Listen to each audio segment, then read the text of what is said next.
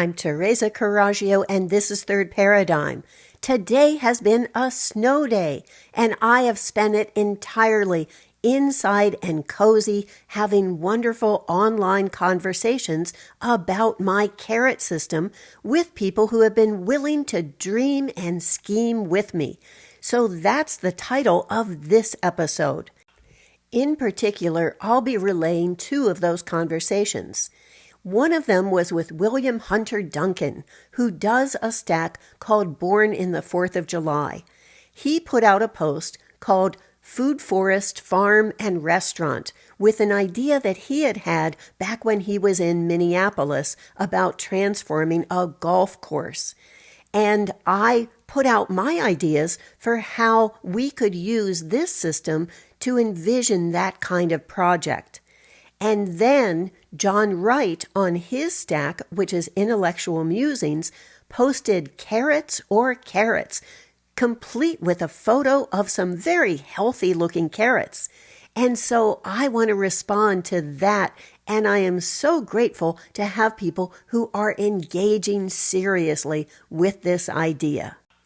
In the comments on my article on Caretology, someone said, "But I don't want to be czar of my fiefdom." Sadly, no one is going to make us czar, no matter how nice the alliteration and internal rhymes are for Tsarina Teresa. But what we are going to be is architects of our system and then put those models into play in a simulation game against other people's models. So what you're going to try to do is have as much productive activity generated by the maximum number of exchanges of carets before they siphon out by someone cashing them out for dollars or whatever your imperial currency is. That's the point of the game, and that's also a measure of how successful you're going to be in terms of increasing your self-reliance. I would also give points for kludging from someone else's modules or having someone steal from yours. What we're trying to do is to challenge everyone to be the adult in the room, rather than the whiny brats who are saying, "That's not fair." Saying they will never let us get away with it is just another way of making yourself helpless. It means that they win without lifting a finger. So you need to figure out the rules that you would put into place that would make things fair for everyone. But that can't be playing video games in your parents' basement with pizza delivered, as I once accused Russell Brand and Crystal Ball of having for their system in an episode that I will link. Instead, it needs to be something that actually works, because your parents are not your servants and your siblings are not your slaves, no matter what Noah says. This is essentially what universal basic income is. It creates no goods or services to back the money that it creates out of nothing. So it assumes that we're still going to have a global workforce that produces our food, makes our stuff, and mines our fuels. Someone may want to check with Russia and China about that. My principle, as you know, is to enthusiastically love the person and relentlessly challenge the idea. This runs counter to our concept of common courtesy, where we might say, "Well, wait, I thought you were my friend. Why are you arguing with me?" But unless you're friends and have a basis of trust and even affection, there is no point in arguing. That's not a constructive argument. So I have been so pleased to have people who are my friends come back and challenge my ideas, because this is where the rubber meets the road. It's where my plan comes to life, where these ideas that are just rules and abstract concepts suddenly become, "Ooh, I could do this. I could solve this problem in this way." And that's a habit of taking responsibility that I think is in the original sense of metanoia, of a whole different way of seeing, where you're not thinking like a child of, well, you can't do that to me, but instead you're thinking like a parent and saying, well, if I was making the rules, how would I make them and how would I apply them to this particular project or problem? Some of my favorite women readers have said, Teresa, I'm glad you're doing this, but my mind just doesn't work that way. And my answer has been, yes, it certainly does if you're a mother to more than one child. We spend all of our brain cells trying to figure out how to make things fair and equal, but not the same, because no two kids are the same. I know if I'd given my kids a universal basic allowance, one would have saved it, one would have spent it and borrowed more, and the third would have complained that it wasn't enough. So we need to scale this up from what we already know how to do. And I'll be looking at the episode in the Substack where I develop this system as a parenting technique. And now let's go to the conversation with William Hunter Duncan. I featured William in my series on tonic masculinity, and actually he gave me the best example of what I had meant by that term when he wrote, "A man has skills. If you don't have any skills in something other than video games, if you are functionally useless, then you are not much of a man. There really is no excuse. Get skilled." He recently published Food, Forest, Farm, and Restaurant in his decades-long efforts to transform a flooded golf course in Minneapolis. I commented, "My principle is that it's easier to transform everything than it is to transform any one thing without transforming everything, because the former may be hard, but the latter is impossible. It's hard to get people interested in the abstract of economics. It's when you start thinking about specific projects like this and how easily they could be done under the new system that they become exciting. This is just the sort of idea that would flourish in Duncanville, your vision of the future possible under my system. In Santa Cruz, I've had my eye on Wilder Ranch, a former cattle ranch that's now a state park with land that's been degraded and needs to be restored with regenerative agriculture using good animal husbandry practices. I picture each block of the west side closest to it having a plot of land and 2 days a week when a shuttle takes them there to work under people who know what they're doing while others prepare lunch at the ranch house. Food is something we should all be involved in." He replied, "I'm still trying to understand how you would build something like this with carets. If a caret cannot be used for private gain and the amount of carets issued to any one person is limited. Building anything large like a house or business requires a great deal of capital, regardless what it's called. How could one build a business too if carets cannot be used for private gain?" I answered, "As a public bank, the Commonwealth can issue debt in dollars against any property at fair market value within its borders. So the golf course, if it was owned by outsiders, could issue the dollars using eminent domain to buy them out, and the same is true for anything within your borders. But then it becomes transferred into carets for repayment as a debt to itself, so it can issue those carets to repay the debt over 30 years to itself, to the community that it serves, maybe at the hamlet level of thousands of people or a village of tens of thousands. And I might do a low interest rate of 1.5%. But the Commonwealth could also issue the debt against the property to give the hamlet or village the money to develop the farm. And that would be issued in carets so that internal labor costs would be cheap. And then if they needed to buy equipment from outside, they could always do a 2-to-1 cash payout.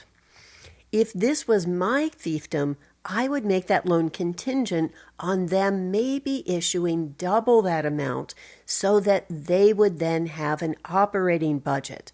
So I would be, as the Commonwealth, repaying the debt, but they would be putting in twice that loan repayment so that they would have operating cash and be putting something into developing it. So if that was even a $7.2 million loan, over 30 years, that would be $240,000 a year or $20,000 a month. If there was 1,000 people, that's $20 a month. That would give them an operating budget of $7.2 million. So if that match from the earned money creates $240,000 a year, it gives them something to be able to work with. In return for their investment, those 1,000 people would have membership privileges to partake in the farming and harvest and get discounts at the restaurant. There might be farm boxes they can buy into if they're not sharing in the work, and even prepared or ready to cook meals. They'd have priority over outsiders for jobs there, but they couldn't exceed the maximum wage set by the collective. They'd have voting rights over decisions. And then John Wright of Intellectual Musings posted carets or carets because he wanted to keep the conversation going. So I'll break up my response by posting his very good points and questions. He wrote, I believe the most common mortgage is a 30-year mortgage, and many of us have paid it on a single income. The mistake I believe most people make is to keep upgrading to a more expensive home, which tends to keep people in debt forever. I replied, my book gives a lot of the background on the current economic system that I couldn't include in my article. One book it cites is The Two-Income Trap by Elizabeth Warren and her daughter. It talks about the overconsumption myth that people are buying McMansions and spending more on unnecessary stuff. It shows that people spend less of their income on food, clothes, and stuff than 50 years ago. We buy new cars less often. We live in fewer square feet per person, but pay a far greater proportion of our income for it. Most of our income goes to what I call the unaffordable 4H: housing, healthcare, higher education, and hope for retirement. Universities have gone up 700%. Most bankruptcies are from medical expenses, not consumer purchases. But as it says in the title, two incomes were a trap. We bid against others with as much debt as we can afford for the same house. If you're bidding with two incomes, you'll get the house. For my parents, women rarely worked outside the home. I was able to get away with not working outside the home because I bought my home 40 years ago before I met my husband, and I never sold, as he recommends. But unless they live in my house, my daughters will never have that choice. Two incomes are the norm in the housing market. John continued, inflation is the increase in money supply. Bankers and governments have been pulling this scam over and over throughout history. Print money and pretend everything is wonderful until the entire system collapses and we start over again. I answered, another important thing to understand is that since the Federal Reserve Act, the federal government doesn't have the right to issue credit or bills of currency.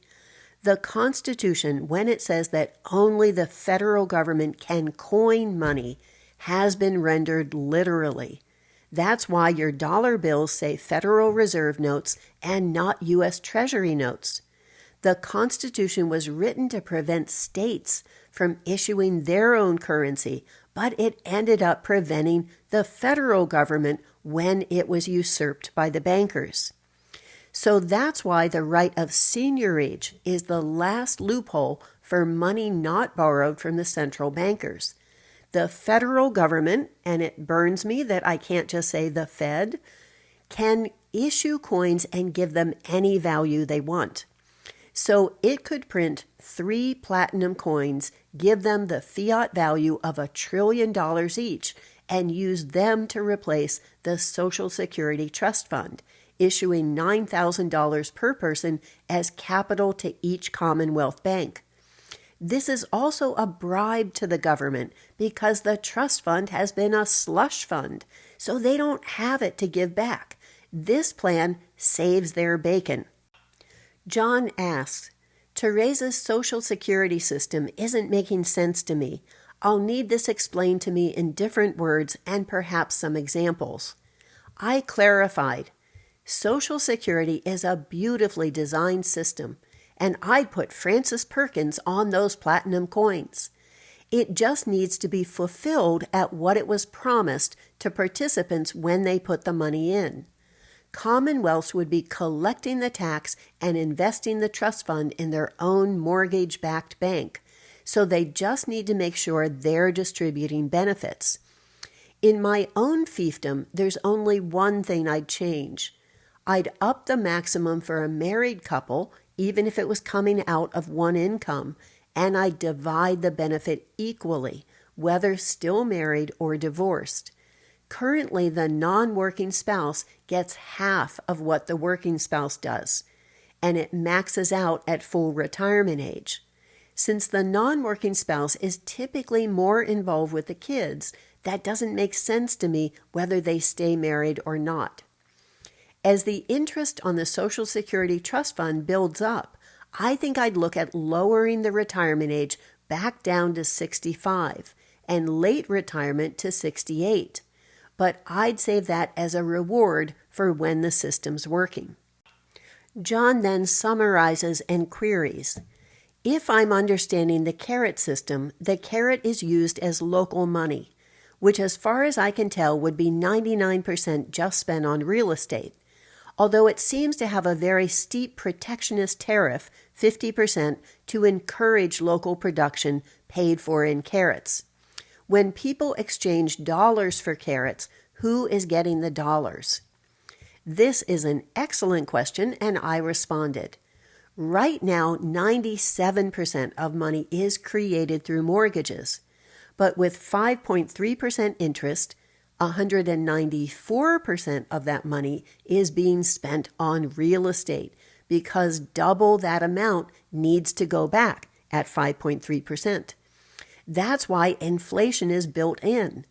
Under my system, the carets to pay it back are generated monthly, but it can't be used for that without being earned from someone else.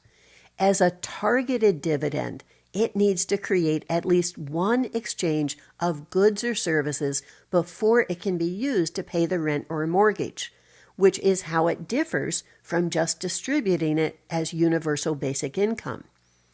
And yes, when people exchange dollars for carets, it goes into the Commonwealth cash reserves.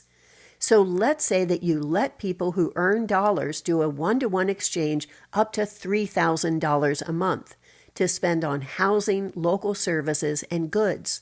The $3,000 then allows 6,000 carets to be issued as dividends to the Commonwealth because they can only be cashed out with a 2-to-1 of half going towards taxes.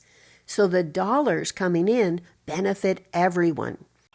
I've skipped over all the lovely points of agreement and enthusiasm, but I ended with, glad you appreciate the maximum wage. And it's Ben Franklin, whose system mine is based on, who thought that 5% was the right interest on a house and 3% to finance one already paid off, or an equity loan in today's jargon. Thank you for being in my brainstorming think tank, John. And thanks to all of you for dreaming and scheming with me.